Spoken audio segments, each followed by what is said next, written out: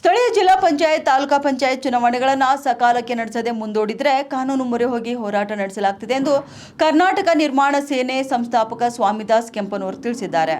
ಇನ್ನು ಬೀದರ್ ಜಿಲ್ಲಾ ಪತ್ರಿಕಾ ಭವನದಲ್ಲಿ ಸುದ್ದಿಗೋಷ್ಠಿ ನಡೆಸಿ ಮಾತನಾಡಿದ ಅವರು, ರಾಜ್ಯದಲ್ಲಿ ಜಿಲ್ಲಾ ಪಂಚಾಯತ್ ತಾಲೂಕಾ ಪಂಚಾಯತ್ಗಳ ಸದಸ್ಯರ ಅವಧಿ ಮುಗಿದು ಸುಮಾರು ವರ್ಷಗಳೇ ಗತಿಸಿವೆ. ಆದರೆ ಗ್ರಾಮೀಣ ಪ್ರದೇಶದ ಜನರ ಸಮಸ್ಯೆ ಯಾರು ಹೇಳುವವರು ಕೇಳುವವರು ಇಲ್ಲದಂತಾಗಿದೆ. ಕ್ಷೇತ್ರಗಳು ಕೂಡ ಅನಾಥವಾಗಿವೆ. ಗ್ರಾಮ ಪಂಚಾಯಿತಿಗಳ ಸದಸ್ಯರ ಅವಧಿ ಮುಗಿದು 3 ತಿಂಗಳು ಕಳೆದಿವೆ. ಇದರಿಂದಾಗಿ ಗ್ರಾಮೀಣ ಪ್ರದೇಶಗಳ ಅಭಿವೃದ್ಧಿಗೆ ಕುಂಠಿತವಾಗಿದೆ ಎಂದು ಆರೋಪ ಮಾಡಿದ್ದಾರೆ. ಇನ್ನು ಬೀದರ್ ನಗರಸಭೆ ಮೇಲ್ದರ್ಜೆಗೇರಿಸಿದ ನಂತರ ಮಹಾನಗರ ಪಾಲಿಕೆಗೆ ಹೊಸದಾಗಿ IAS ದರ್ಜೆಯ ಅಧಿಕಾರಿಯನ್ನ ಆಡಳಿತಾಧಿಕಾರಿಯಾಗಿ ನೇಮಿಸಲಾಯಿತು. ಆದರೆ ಹಳೆ ನಗರಸಭೆ ಸದಸ್ಯರನ್ನ ತೆಗೆದುಕೊಂಡು ಪಾಲಿಕೆಗೆ ಮೇಯರ್, ಉಪಮೇಯರ್ ಮಾಡುವ ಮೂಲಕ ನಿಯಮ ಉಲ್ಲಂಘನೆ ಮಾಡಲಾಗಿದೆ ಅಂತ ಹೇಳಿದ್ದಾರೆ. ಅದನ್ನ ಮುಂದುವರಿಸಿ ಚುನಾವಣೆ ಮಾಡ್ತಾ ಇದ್ದಾರೆ. ಸೊ ಇದು ಹೆಂಗ, ಇದು ಯಾರ ವೈಯಕ್ತಿಕ ಹಿತಾಸಕ್ತಿ ಕಡೆ ಮಾಡ್ತಾ ಇದಾರ? ಏನು ಇಂಚಾರ್ಜ್ ಮಿನಿಸ್ಟರ್ ಮಾಡ್ತಾ ಇದಾರ, ಪೌರಾಡಳಿತ ಸಚಿವರು ಮಾಡ್ತಾ ಇದಾರ? ಇದು ಸ್ಪಷ್ಟೀಕರಣ ಕೊಡಬೇಕು. ಮತ್ತೆ ಇದು ಚುನಾವಣೆ ಮಾಡ್ರಿ ಅಂತ ನಾವು ಸರ್ವೇ ಸಾಮಾನ್ಯವಾಗಿ ಚುನಾವಣಾ ಆಯೋಗ ಡಿಕ್ಲರೇಷನ್ ಕೊಡ್ತದ. ಇವತ್ತು ಪ್ರಾದೇಶಿಕ ಆಯುಕ್ತರ ಕಾರ್ಯಾಲಯದಲ್ಲಿ ಚುನಾವಣೆ ಮಾಡ್ರಿ ಅಂತ ಒಂದು ಆದೇಶ ಇದೆ. ಈ ಆದೇಶದಲ್ಲಿ ಅನೇಕ ಮುನ್ಸಿಪಾಲಿಟಿ ಆಕ್ಟ್ಗಳು ತಿದ್ದುಪಡಿ ಮಾಡ್ಕೊಂಡು ಮಹಾನಗರ ಪಾಲಿಕೆದು ಚುನಾವಣೆ ಮಾಡಿರೋದು. ಮುನ್ಸಿಪಾಲಿಟಿನೇ ಬೇರೆ, ನಮಗ ಗೊತ್ತಿದ್ದ ಪ್ರಕಾರ ಮುನ್ಸಿಪಾಲಿಟಿನೇ ಬೇರೆ. ಅದಕ್ಕೆ ಮೇಲ್ದರ್ಜೆಗೆ ಏರಿಸಿದ್ಮೇಲೆ ಅದು ಮಹಾನಗರ ಪಾಲಿಕೆ ಆಗ್ತದೆ. ಮಹಾನಗರ ಪಾಲಿಕೆ ಆದ್ಮೇಲೆ ಸರ್ವ ಸದಸ್ಯರ ಬಾಡಿ ಡಿಸಾಲ್ವ್ ಆಗ್ತದೆ ಅಂತ ಇದು ಒಂದು ವಿಚಾರ ಎಲ್ಲರಿಗೂ ಕೂಡ ಗೊತ್ತಿದೆ.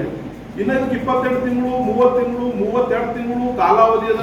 ಆಯ್ತಪ್ಪ, ಇದು ಕಾಲಾವಧಿ ಅದಂತ ನಿಮ್ಗೆ ಇಷ್ಟು ದಿಢೀರ್ನ ಸ್ತುರ್ತಾಗಿ ತಾವು ಮಾಡ್ತಾ ಇದ್ದೀರಿ. ಜಿಲ್ಲಾ ಪಂಚಾಯತ್ ಚುನಾವಣೆ ಮುಗಿದಿ ಮತ್ತೆ 10 ವರ್ಷ 8 ವರ್ಷ ಆಗಲತ್ತು. ಅದ್ರ ಬಗ್ಗೆ ಯಾಕೆ ಕಾಳಜಿ ವಹಿಸ್ತಾ ಇಲ್ಲ ಇಂಚಾರ್ಜ್ ಮಿನಿಸ್ಟರ್ ಅವರು? ಸರ್ಕಾರ ಯಾಕೆ ಕಾಳಜಿ ವಹಿಸ್ತಾ ಇಲ್ಲ? ಇವತ್ತು ಎಲ್ಲಾ ಕ್ಷೇತ್ರಗಳು ಹೆಂಗೆ ವನವಾಸಕ್ಕೆ ಬಂದಾವ. ಇವತ್ತು ಯಾವುದು ಗ್ರಾಮೀಣ ಕ್ಷೇತ್ರದಲ್ಲಿ ಮೂಲಭೂತ ಸೌಕರ್ಯ ಕಡೆ ಜನ ಪರದಾಡ್ತಾ ಇದ್ದಾರೆ. ಅದ್ರ ಬಗ್ಗೆ ಅಲ್ಲಿ ಸದಸ್ಯನೇ ಇಲ್ಲ, ಅಲ್ಲಿ ಯಾರು ಕೂಡ ಅವ್ರಿಗೆ ಕೇಳ್ತಾ ಇಲ್ಲ. ಅನಾಥ ಆಗ್ಬಿಟ್ಟ ಕ್ಷೇತ್ರಗಳು, ಜಿಲ್ಲಾ ಪಂಚಾಯತ್ ಕ್ಷೇತ್ರಗಳಿಲ್ಲ, ತಾಲೂಕಾ ಪಂಚಾಯತ್ ಕ್ಷೇತ್ರಗಳೆಲ್ಲ ಅನಾಥ ಆಗ್ಬಿಟ್ಟದ. ಇವತ್ತು 4-5 ತಿಂಗಳ ಪಂಚಾಯತ್ ಎಲೆಕ್ಷನ್ ಇಲ್ಲ, ಗ್ರಾಮ ಪಂಚಾಯತ್. ಇದ್ರ ಬಗ್ಗೆ ಬಿ ಕಾಳಜಿ ಬೇಕಲ್ಲ.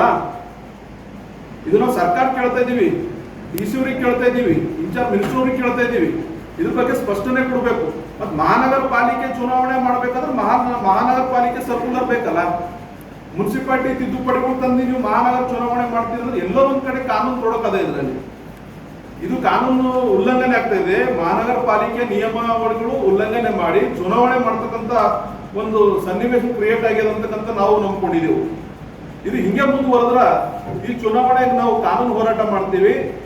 ಈ ಚುನಾವಣೆಗೆ ನಾವು ಸ್ಟೇ ತರ್ತಕ್ಕಂಥ ಕೆಲಸ ಮಾಡ್ತೀವಿ. ಇದು ಈ ಒಂದು ಬಹಿರಂಗವಾಗಿ ಇವ್ರು ಸ್ಪಷ್ಟನೆ ಕೊಡ್ಲಿಲ್ಲ, ಇನ್ಚಾರ್ಜ್ ಮಿನಿಸ್ಟರ್ ಅವರು ಅಥವಾ ಅಧಿಕಾರಿಗಳು ಸ್ಪಷ್ಟನೆ ಕೊಡ್ಬೇಕು ಇದ್ರ ಬಗ್ಗೆದಾಗ.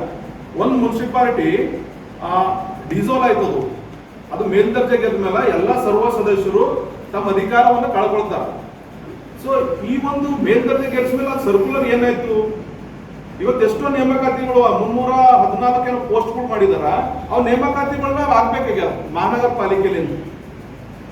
ಎಲ್ಲ ಆಡಳಿತ ಅಧಿಕಾರಿಗಳು ಜಿಲ್ಲಾ ಪಂಚಾಯತ್ ನಾವು ನೋಡ್ಬೇಕಾದ್ರು, ಉದಾಹರಣೆ ನೋಡ್ಬೇಕಾದ್ರೆ ಜಿಲ್ಲಾ ಪಂಚಾಯತ್ ಮುಖ್ಯ ಕಾರ್ಯನಿರ್ವಾಹಕ ಅಧಿಕಾರಿಗಳು ಅಧಿಕಾರ ಚಲಾವಣೆ ಮಾಡ್ತಾ ಇದ್ದಾರೆ. ಇವತ್ತು ಇವರು ಕೂಡ ಅದೇ ಮಾಡ್ಬೇಕಾಗಿತ್ತಲ್ಲ. ಮಹಾನಗರ ಪಾಲಿಕೆ ಮಾಡಿದ್ನಲ್ಲ, ಬಾಡಿ ಡಿಸಾಲ್ವ್ ಮಾಡ್ಬೇಕಾಗಿತ್ತಲ್ಲ. ಇವತ್ತು ಅದೇ ಬಾಡಿಗೆ ಮತ್ತೆ ರೀಕಂಟಿನ್ಯೂಟ್ ಮಾಡೋದು ಕಾರಣ ಏನದ?